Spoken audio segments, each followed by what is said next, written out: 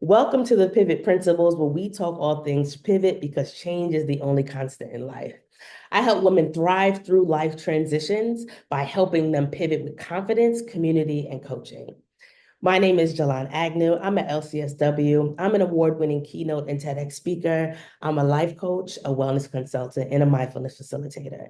And I went through one of the biggest pivots of my life. Last year, I sold my house, I sold my car, I paid off all my student loans, I closed my private practice that I had been running for 6 years, and I moved to Mexico. And I'm celebrating 1 year living abroad in Playa del Carmen, Mexico. And because I'm celebrating my 1 year, I want to share with you some pivot principles that help me be successful in my change. Pivot principle one, you don't want the thing, you want the feeling.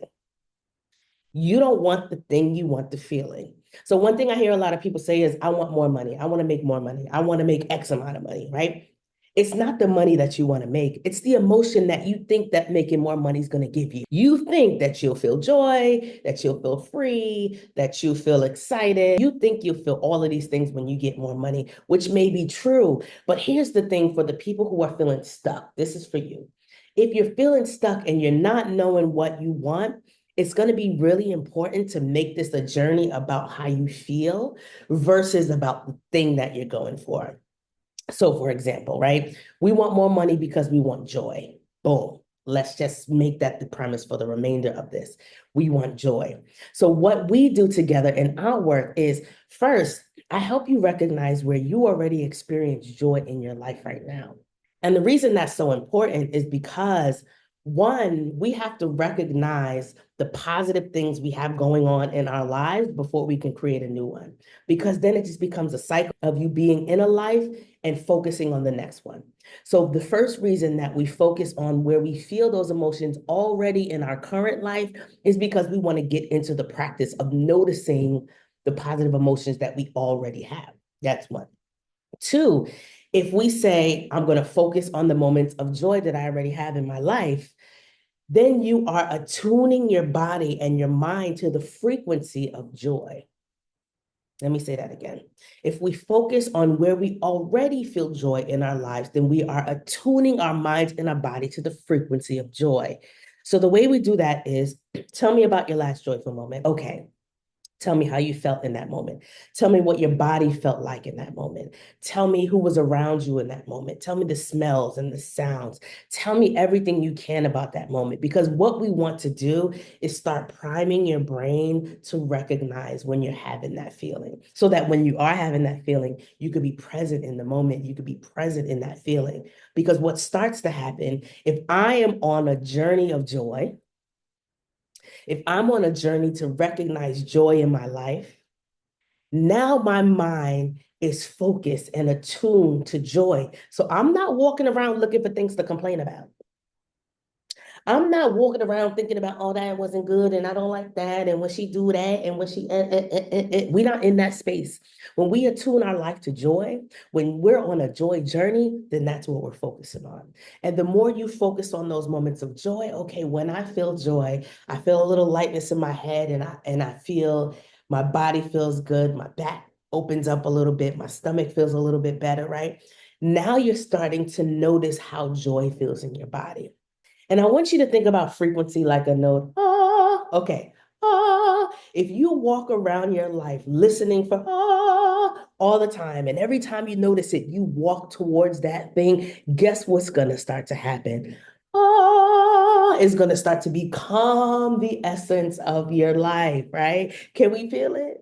If anybody can't tell, I am someone on a journey of joy and I feel joyful every day. Okay. So I'm telling you how that happened for me. In my old life, I was diagnosed with depression and anxiety. I do not feel those things anymore. So I'm sharing this with you because it's so important for you to recognize some of the work to build your new life takes you to recognize what's already going well in your current one. So if we are on a joy journey, then we can recognize, every time we hear it. Another reason that's really important is because once you tune your pitch, once you tune your life to, anything that is not in harmony, complements, or sounds good with that note, with that frequency, it's going to start to create a dissonance in your life. It's going to start to feel bad. It's going to start to feel like you don't want it anymore. And that leads us into principle number 2. Principle number 2 is, what are you willing to lose? What are you willing to lose? If you are on a joy journey and you notice here, anything that does not harmonize with that is going to start to feel bad. It's going to start to feel like it's incongruent. It's going to start to feel dissonant. What are you willing to lose in your life? What are you willing to get rid of in your life? What people, places, and things are you willing to get rid of in your life? And this is the step where a lot of people don't make it. I'm telling you right now, I was in the mental health and wellness space for 20 years. I was a therapist for 10 years. This is where people get stuck. They don't want to let go of anything. And what I'm here to tell you is, if you want to pivot into your dream life, you will have to let go of people, places, and things. And this is one of the painful things about shifting. You cannot bring everybody with you. I learned that the hard way. You cannot bring everybody with you. What are you willing to lose? What are you willing to give up? What parts of you are you willing to give up? What mindsets are you willing to give up? If you are on a joy journey, are you willing to lose the energy of complaining all the time? If you're on a joy journey, are you willing to lose talking shit about people all day? If you're on a joy journey, are you willing to lose frequently looking in your environment for all the things you don't like?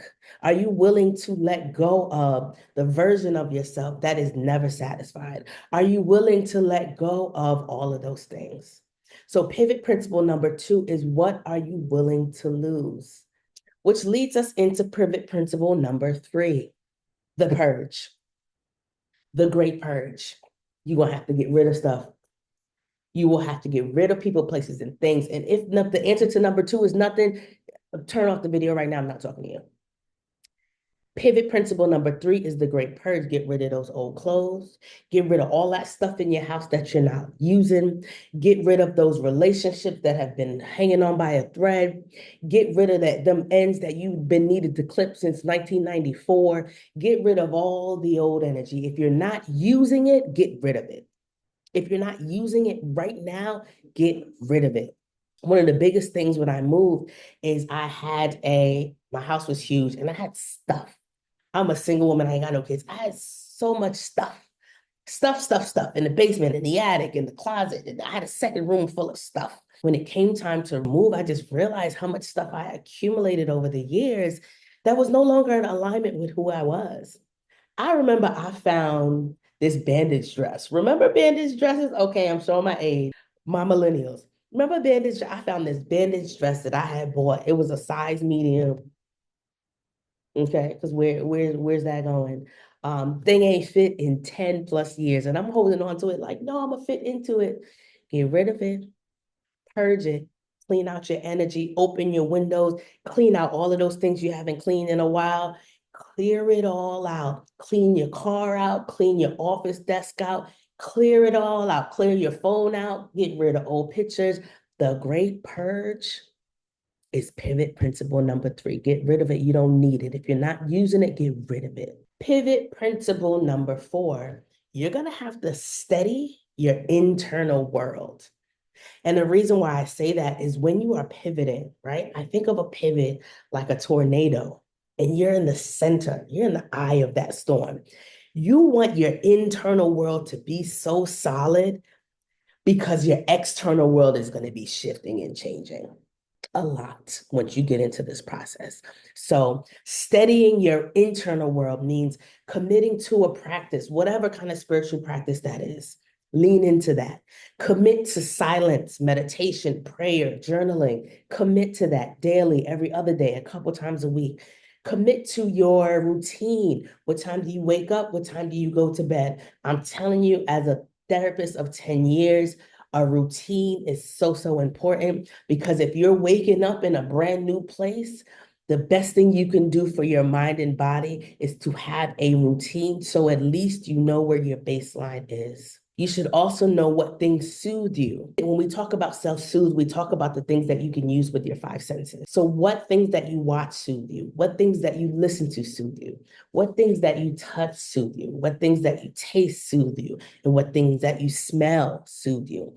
These are going to be really, really important before you pivot for you to start to get to know about yourself. You really want to steady your internal world so that when your external world is changing, you can get really, really solid and grounded. And this is all work that we're doing before the pivot to ensure that we can maintain the pivot. Because that's the thing. I've seen a lot of people take big leaps and big steps. They can't maintain their new life because they never mentally, emotionally, and spiritually prepared for their new life.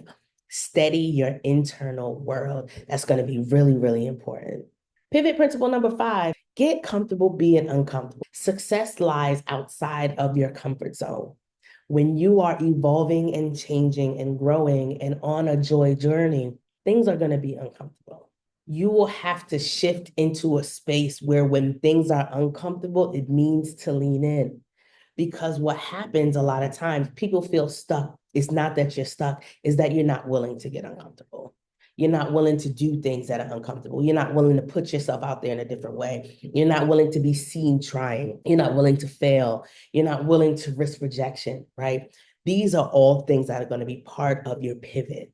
So get comfortable being uncomfortable because it is a part of it. And this is why you really want to steady your internal world, because when you're uncomfortable, then you lean on your practice and your self-soothe so that you can get yourself back to a place to keep on trying. This pivot game into your dream life, it's a keep on trying kind of game.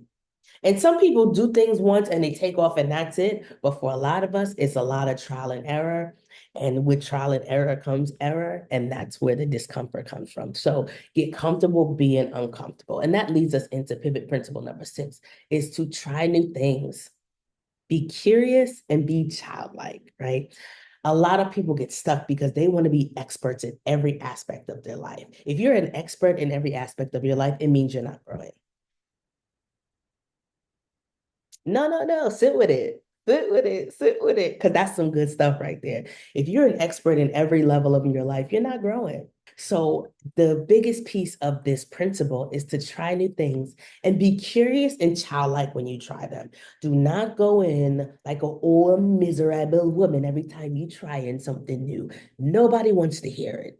Go in, be childlike, try something new. And when I say try something new, I mean try new things, people, places, things, food, what you watch, what you listen to, where you go, where you eat, what you eat, how you dress, all of those things. Try new things. Get outside of your comfort zone. Be curious and be childlike. And just because something makes you uncomfortable, it doesn't mean you don't like it. So try things more than once. And then you try it once, you try it again and you don't like it, that's fine, but give it a chance to grow on you and recognize not liking something is not the same as being uncomfortable. Being uncomfortable is a part of trying new things. Be okay with people seeing you try, right? Be okay with failing and falling. Be okay with being a novice about something. Be okay with being new to something and learning. This is a learning process. Pivoting into your dream life is a learning process, because if you already knew everything you needed to know, you'd already be living in your dream life, and you're not because you're watching me right now. Okay? So try new things, be childlike, make it fun. We are humans on a floating rock that exists for a blip in time. Okay? Nothing is as serious as we make it. Be childlike, be curious, try new things, be giggly, make it fun, make it an adventure. Life is an adventure, especially when you're pivoting into your dream life. Pivot principle number 7 is get a mentor, get a coach, or get a therapist. I need you to stop telling your dreams to people who are dedicated to only talking about nightmares. One thing I noticed about leaving the therapy world is people are very insistent on telling and retelling trauma stories. People are very, I want to almost say, addicted to trauma stories and suffering, right?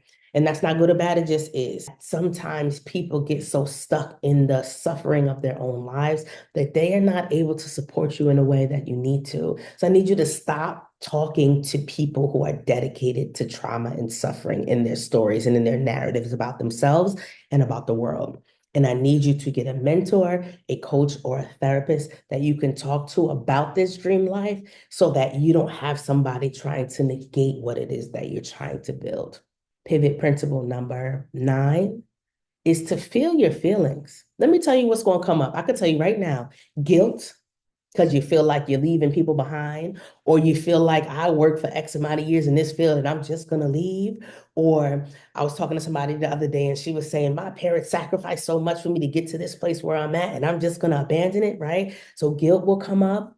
Shame might come up of trying something new and failing and flailing and not knowing what comes next and being stuck. One thing about it is sometimes people, even though you have all the degrees and the certifications and the years of experience and all of that, you can still get stuck, right? So shame might come up of everybody in the world sees me as this successful person, but I feel shame because I don't really know what I want to do, or I feel stuck, or I don't know how to build what I want to build. So shame might come up. We have to feel it. Grief might come up, right? If you spend a long time building your old life in your old empire, you're going to grieve it, right? I grieved the old empire that I built. I had a private practice. I had a two-family house. I had tenants. I loved the life that I built, right? But I had outgrown it. So there's still a grief of when you outgrow your old life, there's still a grief. You still have to grieve for the old life, the old version of you that is now shifting into something else. You might also feel excitement. And this is the thing too. This is why I need you to get a mentor, a therapist, or a coach, because I want you to be excited. And when you're excited and you're speaking to people who are in their suffering narratives, they can be excited for you. So be excited, be joyful, be all the things, feel all the feelings, feel curious. Curiosity is one of the things that leads us to joy. So I want you to feel curious. I want you to feel excitement. I want you to feel all of your feelings, because it's going to be really important for you to recognize all of those things as you pivot into your dream life. Number 10, one of the most important ones is to be grateful for now. Be grateful for your life right now. And the reason that's so important is because you are literally living in a life that you once prayed for. And I know it feels heavy and like you've outgrown it and you're ready to shift into something else. But if you can't be grateful for what you have right now, when you get into your dream life, you won't have the ability to be grateful, because we never leave the present moment. It's always now. Think about that. It's always now. So if you can't be grateful now, when you reach your dream life, it will still be now. It will still be the present moment. If you do not have the ability to be grateful in the present moment, then you will not have the ability to be grateful in the dream life that you're building. And if you're feeling grief and sadness and all of those things in a life that you prayed for, then that means that that could happen in the next iteration of your life. So you want to get really comfortable by being grateful for what you have right now, celebrating what you have right now, being joyous about what you have right now. My biggest thing with a pivot is you don't have to villainize your old life to build a new one, right? Be grateful right now. Focus on the joy you have right now, right? We are attuning to the frequency of joy. That means we have to be grateful for the joy we have right now. And we have to attune ourselves to that pitch right now. I'm so glad that you watched this. I will be having a webinar on October 22nd at 12 p.m. EDT. It's free. I'm inviting you there. We'll be going over more pivot principles. I really, really want to share with you all the things that I've learned, some of the things that my clients have learned, because I have helped women for the last 20 years pivot into dream jobs, move into new cities, move into new countries, leaving toxic relationships, entering dream relationships, doubling and tripling their income. I've been helping women do this for 20 years. So I want to invite you to my free webinar so we can start to talk about building out your pivot plan and helping you figure out what your dream life looks like. So again, my name is Jalan Agnew. I'm a licensed clinical social worker. Welcome to the Pivot Principles, where we talk all things pivot, because change is the only constant in life.